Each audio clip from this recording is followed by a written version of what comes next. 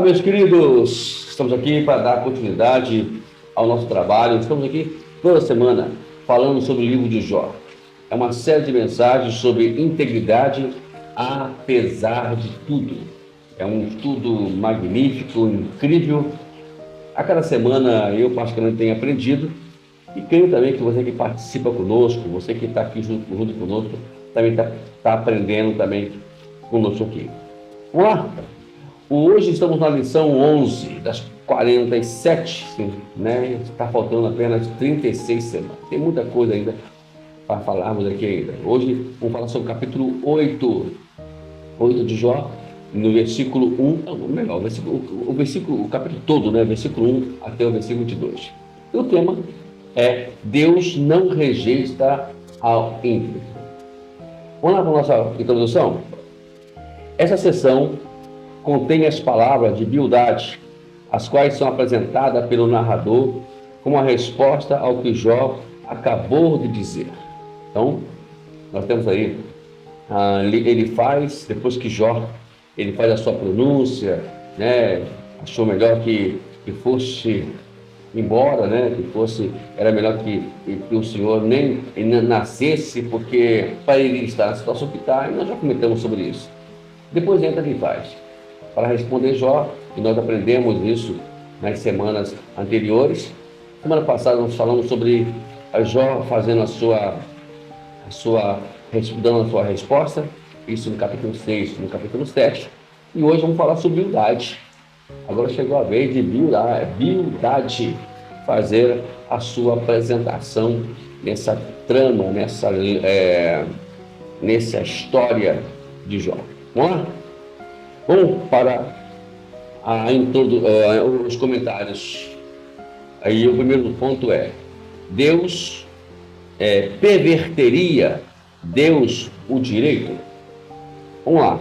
A resposta de Bildade parece não ter levado em consideração quase nada daquilo que Jó de fato disse, a saber, o motivo da demora inexplicável de Deus colocar um fim em sua vida. Na verdade, nenhum deles levou em conta por que Jó estava pedindo a morte, por que Jó preferia não ter nascido. São perguntas que deveria eles, né, procurar a resposta, mas em vez disso eles começaram a justificar coisas que não era justificável. Nós vemos isso quando ele faz. E agora chegou a minha dificuldade.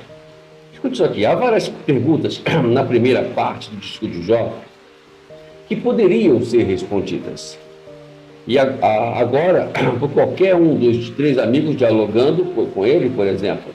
A primeira: por que prolongar a vida se o fim é certo? Perguntaria por que Jó fazia essa pergunta.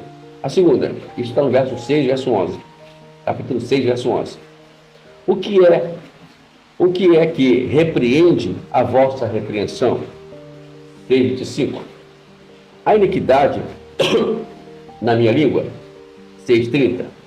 Aí nenhuma dessas perguntas foram diretamente tratadas. Ninguém tratou as perguntas. Queridos irmãos, deixa eu fazer trazer algo muito importante para você aqui.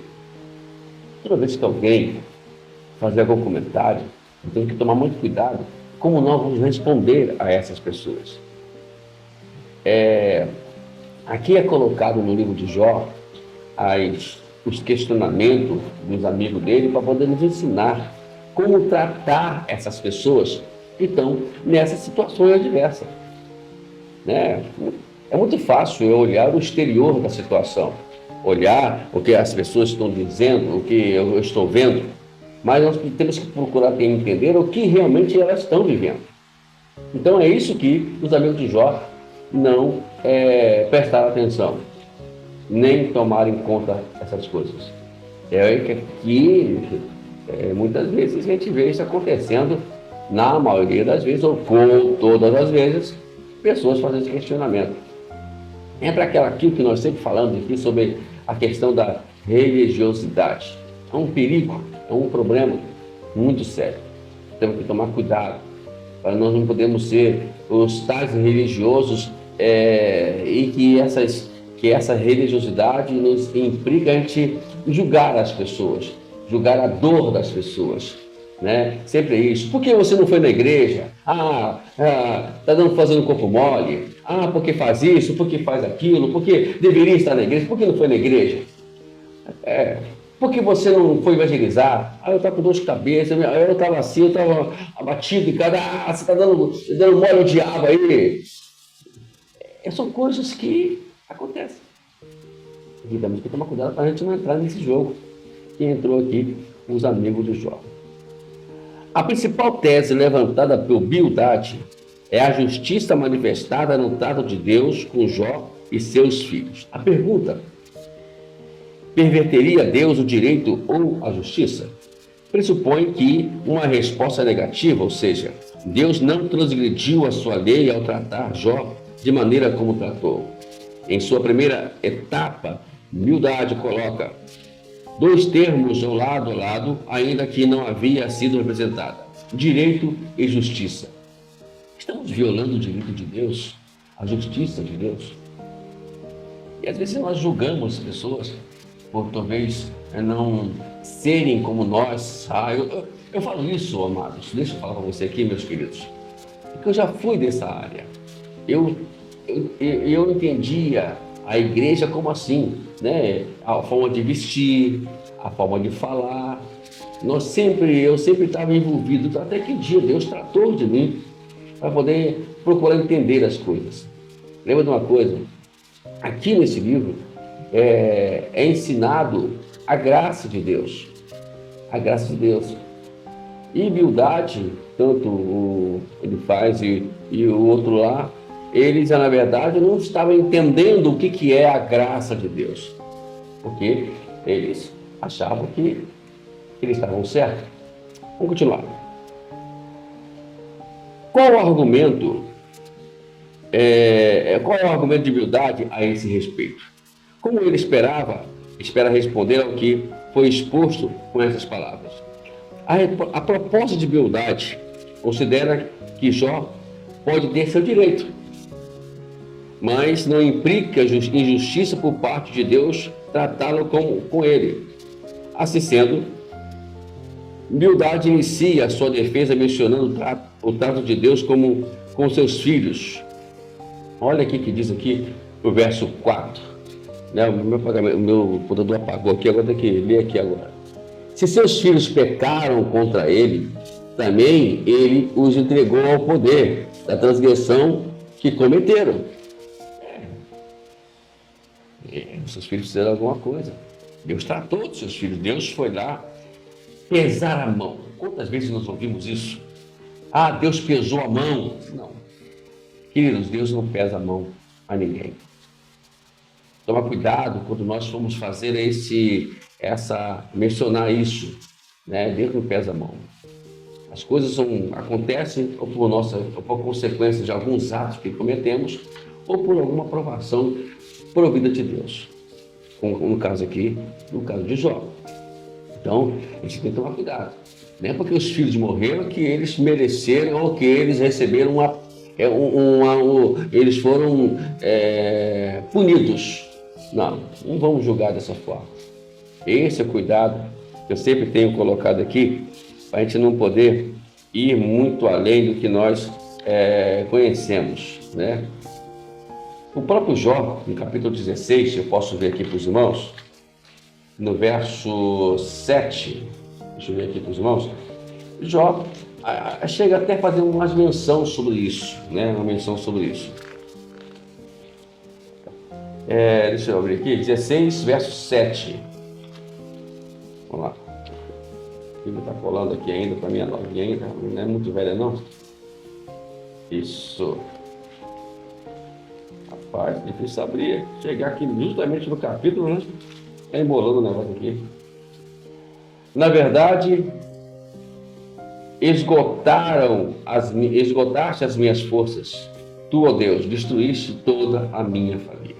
É como que Jó entendesse que foi Deus quem destruiu a sua família. Mas vamos lembrar de uma coisa, que tanto esses rapazes falam, tanto que eles falam, que acaba Jó entendendo dessa forma.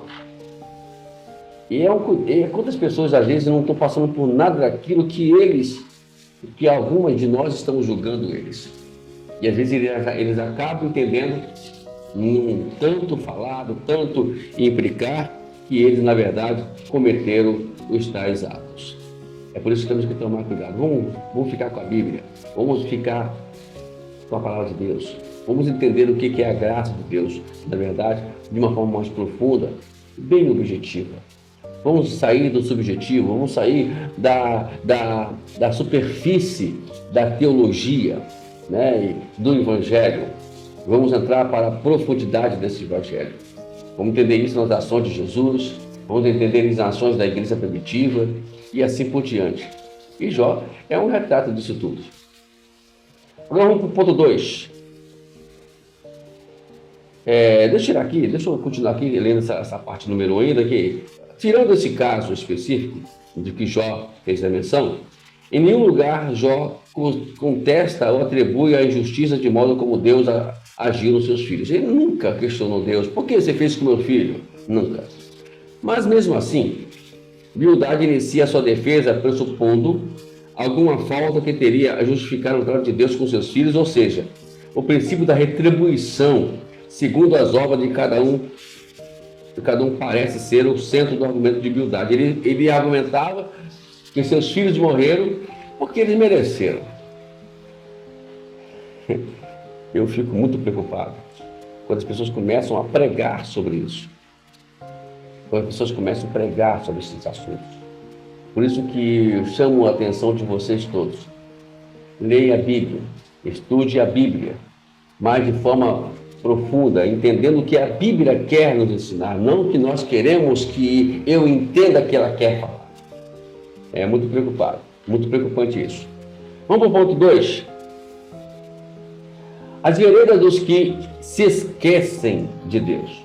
O segundo ponto do argumento de Bildade está enraizado na figura que ele criou do caminho dos que esquecem de Deus.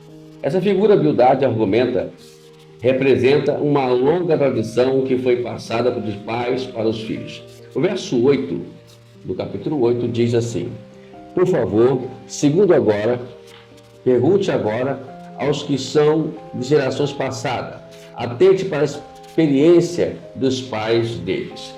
Aqui, a autoridade, ele está falando assim, a autoridade de Bildade é a tradição. É onde as pessoas estão agarradas hoje. A tradição que foi ensinada aos pais, a experiência. Não, irmãos. Por mais que as experiências sejam boas do passado, mas ela tem que saber se elas estão adequadas ao princípio bíblico. Muitas tradições que nós conhecemos hoje, elas são aplicadas nas igrejas, mas elas não têm nenhum fundamento bíblico para poder dizer que aquilo é ter que andar, se não andar é pecado. Temos algumas igrejas, né, que falam sobre o sábado, sobre não comer isso, não comer aquilo, né? Então, quando se fala isso, né, a própria Bíblia quebrou, o próprio Jesus, né, o Senhor quebrou isso quando deu aquela visão para Pedro, lembra disso? No capítulo 10 de Atos dos Apóstolos. Então ele ali quebra essa questão toda, para poder não ficarmos presos à tradição, porque a tradição, se não, ali poderia atrapalhar a salvação de Cornélio. Poderia muito bem, como tem atrapalhado muita gente a serem salvas. Tem pessoas que não entram para a igreja porque elas acham que vão ser julgadas, ou que o pecado que elas cometeram é horrível e as pessoas vão comentar sobre o pecado. Eu já vi casos assim, já ouvi testemunhos desse tipo. Então é um cuidado que temos de tomar, né? E Bildade estava aqui usando a tradição, a religião, né? E para poder sacramentar a vida de Jó e levá-lo a entender que realmente ele estava em pecado. Por isso que eu vou bater sempre nessa tecla. Vamos nós entendermos a graça de Deus. É só lermos o capítulo 5, 6 de Mateus e depois lermos as epístolas de vários de Romanos até Judas. Aí você vai entender claramente o que é a graça de Deus. Né? Então, se quer passar, vai lá. Comece a entender aquilo. Para poder você não se deixar levar pelas tradições. A tradição hoje tem de alguma forma trazido para nós, né, uma deficiência muito grande e um problema muito grande também, onde tem afastado muitas pessoas do caminho de Deus. Vamos conseguir o terceiro ponto? Deus não rejeita ao íntegro, que é justamente o nosso tema de hoje, né? Deus não rejeita o íntegro. O terceiro e último argumento de humildade também é construído sobre a doutrina da retribuição, projetando Deus como recompensador da integridade e castigador da iniquidade. Olha aqui que diz no verso 20: eis que Deus não rejeita o íntegro, nem forma dos malfeitores, nem toma os malfeitores, malfeitores pela mão. Então, uma pessoa, a teologia hoje da prosperidade tem muito a ver com a linguagem aqui de humildade. A pessoa está pobre, a pessoa está assim, é porque ela tem algum problema. Porque a pessoa um justo não pode ser pobre, ele não pode passar por situações financeiras. Não, ele tem algum problema. É um julgamento hoje. Aí pega, o salmista falou, acho que é 35, verso 25, né? Eu fui moço, agora sou velho, nunca vi o justo desamparado, nem a sua descendência mendigar no pão. Por nós não estudarmos o contexto disso tudo aí, é que a gente acaba julgando as pessoas que estão passando por necessidade, né? Lá na igreja do início, né, tem pessoas que passam necessidade. Sabe o que a igreja fazia? Em vez de elas julgarem as pessoas e dizer que elas não são íntegras, elas ajudavam, vendiam as suas propriedades para poder ajudar as pessoas. Então, justamente essas pessoas que se julgam, né, as pessoas íntegras e que têm uma vida financeira adequada, bem relevante, elas tendem a sempre julgar as pessoas que não têm. Cuidado, meu irmão, né? A questão financeira nunca justifica se você é crente ou se você não é crente. Tem muitas pessoas que não têm, que estão numa miséria danada e é muito mais crente do que aquele que tem muito dinheiro. Então a teologia da prosperidade, infelizmente, implanta isso. E parece que esses pastores da teologia da prosperidade, eles estavam com espírito de humildade. Né? Então aqui, Jó está com algum problema. Deus não vai permitir que o íntegro fique numa situação como essa, como está Jó. Não, tem alguma coisa errada aí. Já ouviu isso, né? Eu já ouvi muitas vezes, infelizmente, é o que está acontecendo no nosso mundo. Então, não vamos entrar nessa, né? Não é nessa. Porque humildade, na verdade, está até propondo Jó, pede misericórdia a Deus. A Jó está desde o início pedindo misericórdia ao Senhor, né? E as provações vêm, as provações estão. E a gente tem que, em vez de entenderem Jó, estão simplesmente julgando Jó. Vamos terminar? Vamos terminar aqui. Porque nós somos de ontem e nada sabemos. Verso 9 diz o seguinte: porque nós somos de ontem e nada sabemos, pois os nossos dias sobre a terra são como uma sombra. Bom, eu não vou aqui questionar a questão de Jó, de humildade, mas sempre aquela palavra que parece justificativa, centrada, até teológica, ela tem um sentido muito ruim, porque o que vai julgar não é as palavras, não é o versículo, não é a passagem, ou talvez a boa intenção, mas são um julgamento. Escuta aqui. Há uma justificativa no argumento de humildade que serve apenas para fundamentar a autoridade de sua tese e não o conteúdo dela. A força do conhecimento acumulado. Humildade conforta Jó, possivelmente o mais velho do que ele, com a experiência dos seus antepassados. Em outras palavras, nós, humildade entre eles, podemos ser de ontem e não sabemos quase nada, mas o que quer dizer dos nossos antepassados e que nos passam de grande legado, sabedoria? Esse é um tema levantado por humildade que voltará a ser tratado até mais tarde, posteriormente, mas que ele tende a ensinar, que não sabemos nada, e que Jó estava vivendo um momento que ele precisava fazer reflexão sobre a vida dele com Deus. Então, o que nós temos que aprendemos hoje, que temos que tomar os cuidados devidos para nós não levarmos em conta que somos melhores do que os outros. Repito, a falar sobre a questão da religiosidade, das tradições. Elas não prevalecem se não tiver um argumento bíblico. E quando nós tratamos dessa forma com pessoas, nós saímos dos princípios bíblicos, porque Jesus nunca ensinou. Ao contrário, ele combateu os fariseus justamente por essas ações, com humildade, como ele faz, os olfatos, O outro, eu esqueci o nome dele agora, irmão. Eu estou com ruim de memória, demais, mano. Estou muito ruim de memória, Deixa eu ver aqui o nome dele. Esqueci agora, irmão. Me perdoa aí, eu esqueci o nome do outro cidadão aqui, Mas a verdade é que a gente precisa aprender aqui, ok? Hoje nossa aula ficou bem edificativa e eu quero que semana que vem vamos voltar novamente a falar mais sobre assuntos. Hoje o tema de semana que vem é justamente muito também relevante do que nós estamos falando aqui sempre, Sempre. E vamos continuar a entender que o sofrimento de alguém não significa que aquela pessoa está em pecado ou está sendo punida por Deus. Na verdade, Deus não pune ninguém. Nós somos punidos por conta própria. Mas, no caso de Jó, não. E os amigos, em vez de procurar entender Jó,